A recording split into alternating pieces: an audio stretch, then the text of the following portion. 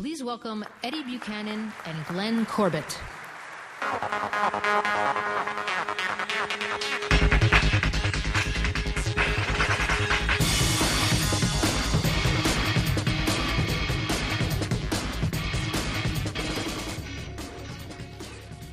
all having a good time so far? Good.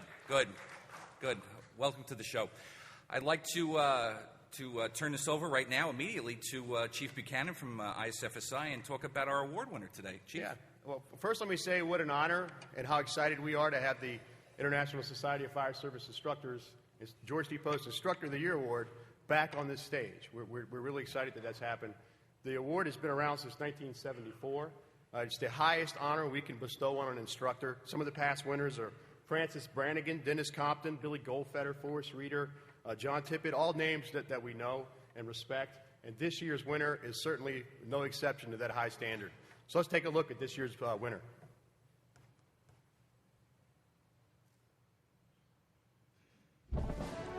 The International Society of Fire Service Instructors in Fire Engineering are proud to present the George D. Post Instructor of the Year Award for 2009.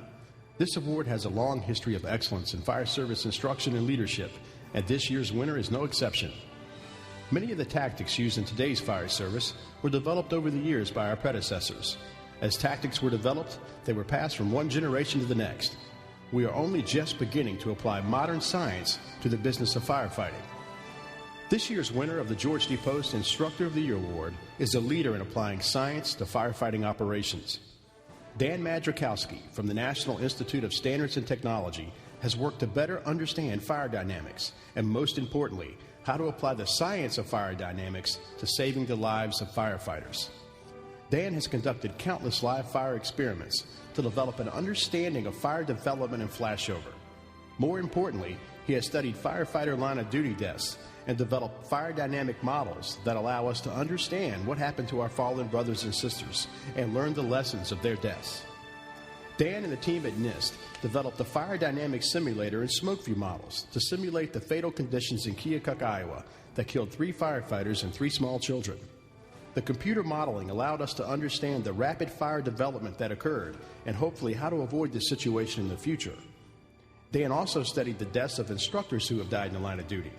He has recently recreated the fire dynamics that killed Captain Robert Gallardi in the basement of a burn tower in Pennsylvania. He also studied the incident that killed former FDIC hot instructor, Lieutenant John Mickle, and firefighter Dallas Begg. In both of these cases, instructors learned valuable lessons about live fire training thanks to Dan's work. Dan most recently led research into wind-driven fires, specifically in high-rise structures. Working with fire service leaders, Dan and the NIST team conducted unprecedented experiments to understand the fire dynamics that have killed or injured numerous firefighters and civilians over the years. Through these experiments, we could actually see the invisible killer that blasts the hallways and living spaces of these structures. Because of his work, the fire service is developing new tactics to combat these fires and save the lives of firefighters. Most importantly, Dan has taken his knowledge and experience to the classroom. He has delivered fire dynamics programs across the country and has developed a variety of training discs to put these lessons in the hand of company officers and instructors worldwide. There is no doubt that Dan's work will change firefighting tactics in the future and apply science to the traditional suppression tactics of the fire service.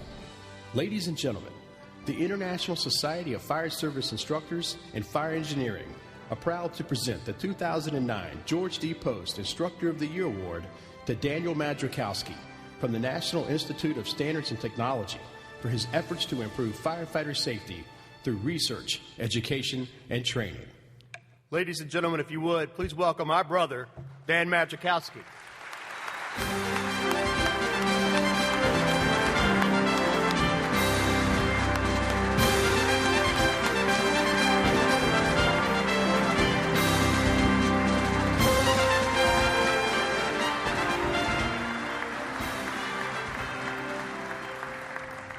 Thank you, President Buchanan, Professor Corbett, Chief Halton, members of the Society and Fire Protection Engineering. Thank you very much. This is truly an honor. I have to tell you, I didn't earn this alone.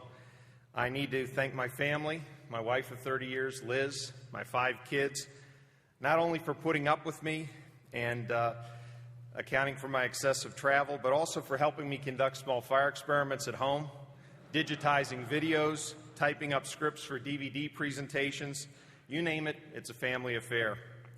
I also must thank my colleagues at NIST and USFA. I've learned a lot from them, and they provided me with great support. But especially I need to call out my boss, Nelson Briner. He's trusted me and allowed me to reach out to you and assist the fire service based on their needs. And for that, we should all be thankful. There would be no NIST experiments in required structures without the assistance of fire departments across the country.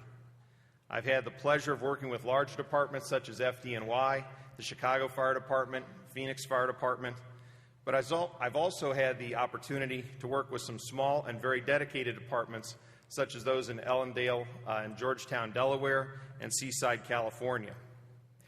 Steve Kerber and I have recently completed 2 reports on wind-driven fires.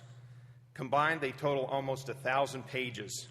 They provide information and data on the impact of wind-driven fires and the effective tactics in using tools such as wind control devices and high-rise nozzles.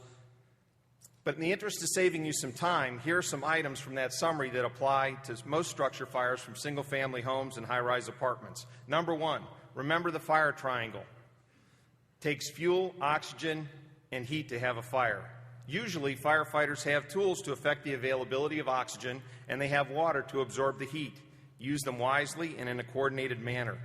Perform a thorough size-up and reassess when conditions in ventilation change. Consider wind in your size-up. Fighting the fire from the on-burn side to the burn side may not be your best option. Smoke is fuel. Venting does not always equal cooling. Control the flow path. Being between the fire and the downwind vent is not a good place for a firefighter to be. Unfortunately, I've had the opportunity also to investigate many line-of-duty deaths, and I have examined such as Cherry Road, Keokuk, and Vandalia, which resulted from firefighters being caught in the flow of hot gases or flames because they were in a position between where the fire was and, due to changes in ventilation, where it wanted to go. If you want to see the data and videos that support these observations, please come to booth 113 and get your DVD set. Take it home to your department and use it. Last but not least, a wise man once said, "Life is too short to work with people you don't like." Truly, I've been blessed to be able to work with you, the fire service. You're a good bunch of people. You're America's heroes. I've been lucky to work with you. Thank you very, very much.